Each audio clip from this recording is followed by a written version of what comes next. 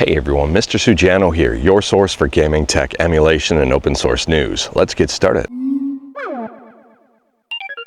Alright, to kick things off, it's an absolutely gorgeous day, and yes, I'm camping again, no surprise here. I mean, we gotta get the most of camping while we can while we've got the weather to do it. And I've got a lot of great news to talk about today, so I'll take you along with me as I go about my day. So first up here, we're talking about Valve and Linux, and in my opinion, and probably a whole bunch of others, this is absolutely huge. So it turns out that Valve has entered a direct collaboration with Arch. I am not joking with you. And now for reference here, Valve uses Arch for SteamOS. But directly collaborating with them will lead to a whole bunch of great possibilities. So here's the official statement on the collaboration. We are excited to announce that Arch Linux is entering into a direct collaboration with Valve. Valve is generously providing backing for two critical projects that will have a huge impact on our distribution: a build service infrastructure and a secure signing enclave. And then they go on to say, this opportunity allows us to address some of the biggest outstanding challenges we have been facing for a while.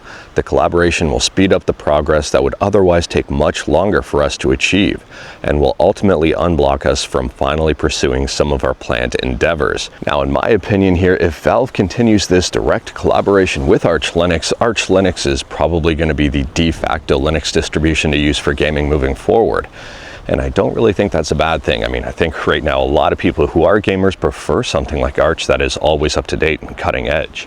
And I also think this is going to be amazing for Linux moving forward as well. I mean, gaming on Linux has incredibly improved over the last while because of Valve and Proton. And I'm wondering now, what else are they going to do here to make Linux amazing? But moving on, and next up we're talking about Nintendo 3DS modding with Luma3DS. Now, Luma3DS is custom firmware for the 3DS, and Luma3DS just got a brand new update. So at the time of filming, Luma3DS 13.2 is the latest update. And with this latest update, there's improvements to overall system stability, minor adjustments, bug fixes, and even more. On top of that, they've added a system information Rosalina submenu and even more. If you use Luma3DS, let me know your thoughts about it in the comments below. And speaking about stability, next up here we're talking about Sega Dreamcast emulation on Android with Flycast. And Flycast just got a brand new update that improves stability by a wide margin. So as a part of this stability update, they're saying now that games should stutter a whole lot less and be a lot smoother for playthrough. Flycast continues to make improvement after improvement. I mean, it's heavily used on PC in applications like Fightcade and even more. If you use Flycast on Android, let me know your thoughts about it in the comments below. Next up, we're talking about Nintendo Switch emulation on Android with Sudachi, and it appears that Sudachi is back. It's up on GitHub. So at the time of filming, Sudachi version 1.0.9 is the latest update. And if you are curious about this one, like everything I talk about, link will be in the description below right at the bottom.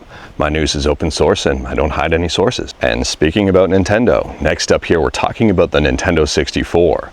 And someone has made a game called AM64.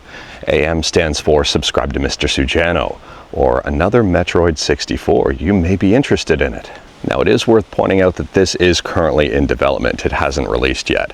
And here's what they say: inspired by a lifelong wait for a never-created Metroid 64 for the Nintendo 64, another Metroid 64 is our take on what would encapsulate a captivating and wholly engaged Metroid experience as we never got. So this trailer is up on YouTube, and they say this trailer showcases their level layout and design, fully functioning gameplay and mechanic suite, fully animated cutscenes, and a whole host of under-the-hood goodies to show off exactly what they can come up with under no restrictions and with a passion and love for their favorite Metroid by Nintendo. They also say to expect a developer update soon. I am very interested in this project. Let me know your thoughts about Metroid 64 in the comments below, or rather another Metroid 64. Now, I've taken a look at the gameplay and I am very impressed with what they've accomplished so far, and I'm thinking that Metroid 64 and the Nintendo 64 would have been absolutely huge.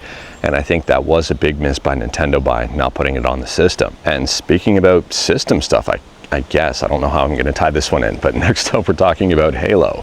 And after 23 years, people have found some brand new glitches for Halo Combat Evolved. Now, these are legitimate glitches. They are not modding, and they do work on an original Xbox playing the original game. And apparently with these glitches, you can fly the Pelican. You can also take control of an Elite, and you can also take control of the Flood. It's a very weird series of glitches that, well, I didn't think was possible. On top of that, they're claiming that this glitch will allow you to control basically any AI in the game, including stuff like brutes and grunts and even more. Let me know your thoughts about that one. Next up, we're talking about Pokemon Unite, and if you're in the Netherlands or Belgium, you're probably not going to like this news. So the Pokemon Company has announced that as of November 30th, 2025, Pokemon Unite will no longer be available to be downloaded in the Netherlands and Belgium.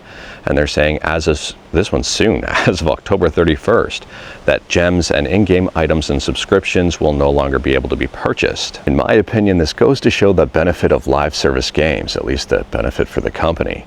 I mean, they dictate when people can play, when people can't play, and for how long people can play their games.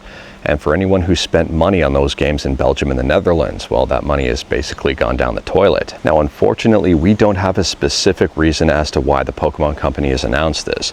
A lot of people are speculating that it may be because of rules and laws of gacha and loot boxes in those areas. I really don't know. I wish they would have explained exactly why they're doing this. But anyways, that is all I've got for you in this one. Straight to the point, all stuff, and there is one fluff right there. I'm gonna get him on camera.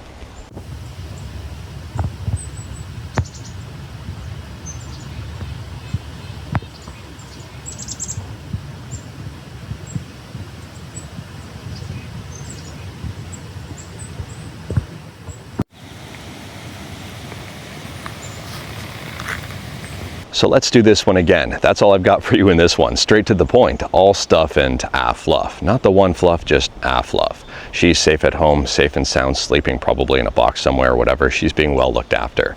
We talked about a bunch today. Let me know your thoughts about anything we talked about in the comments below. If you liked this video, leave a like. If you didn't like this video, leave a like. Hit that subscribe button, check out my other videos. Don't tempt fate, save your state.